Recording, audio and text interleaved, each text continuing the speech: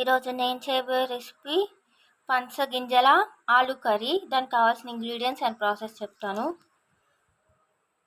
Main ingredient పనసగింజలు, ఆలు, onion, కరివేపాకు, 1 cup tomato, పచ్చి కొబ్బరి పేస్ట్. ఇప్పుడు దీని ప్రాసెస్ చెప్తాను. పనసగింజలు ఉడకబెట్టుకోవాలి. వీటిని మిడిల్లో కట్ చేసుకుంటే దీనికి ఒక లేయర్ వస్తుంది. ఆ లేయర్ తీసేసుకుంటే ఇలా రెడ్ కలర్లో వస్తుంది. ఇప్పుడు దీని ప్రాసెస్ చెప్తాను. స్టవ్ ఆన్ చేసుకొని ప్యాన్ పెట్టుకొని ఆయిల్ హీట్ అయ్యాక ఆవాలు, జీలకర్ర, కొంచెం మినపప్పు వేసుకొని మంచిగా ఫ్రై చేసుకోవాలి. మినపప్పు ఫ్రై అయ్యాక కరివేపాకు వేసుకోవాలి.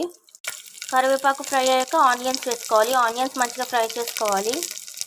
ఇప్పుడు ఇందులో అల్లం వెల్లుల్లి పేస్ట్ వేసుకోవాలి. ఆలుగడ్డ ముక్కలు వేసుకోవాలి. ఇవన్నీ మంచిగా ఫ్రై చేసుకోవాలి. ఆలు కొంచెం ఫ్రై అయ్యాక పనసగింజలు వేసుకొని మంచిగా ఫ్రై చేసుకోవాలి. ఇప్పుడు ఇందులో టమాటో వేసుకోవాలి. ఇప్పుడు టమాటో ముక్కలు ఫ్రై అయ్యాక టేస్ట్కి సరిపోయినంత కారం, టేస్ట్కి సరిపోయినంత సాల్ట్ వేసుకోవాలి. చిటికెడు పసుపు, కొంచెం షుగర్ వేసుకోవాలి. టేస్ట్ బాగుంటుంది. ఇప్పుడు ఇందులో జీలకర్ర ధనియాల పౌడర్ వేసుకోవాలి. ఇవన్నీ మంచిగా మిక్స్ చేసుకోవాలి. ఈ కర్రీకి మెయిన్ ఇంగ్రీడియంట్ ఈ పచ్చి కొబ్బరి పేస్ట్. దీంతోనే టేస్ట్ చాలా బాగుంటుంది. ఈ పచ్చి కొబ్బరి పేస్ట్ వేసుకొని మంచిగా మిక్స్ చేసుకోవాలి.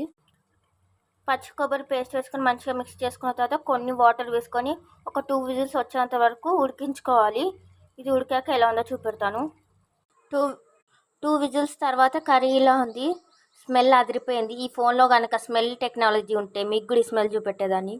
ఈ స్మెల్ మీరు కూడా ఆస్వాదించేవాళ్ళు. Curry ready. ఇప్పుడు ఇందులో కొంచెం పల్లీల పొడి వేసుకొని మిక్స్ చేసుకోవాలి. Curry ready. సర్వింగ్ బౌల్లో పెట్టి ఎలా ఉందో చూపెడతాను.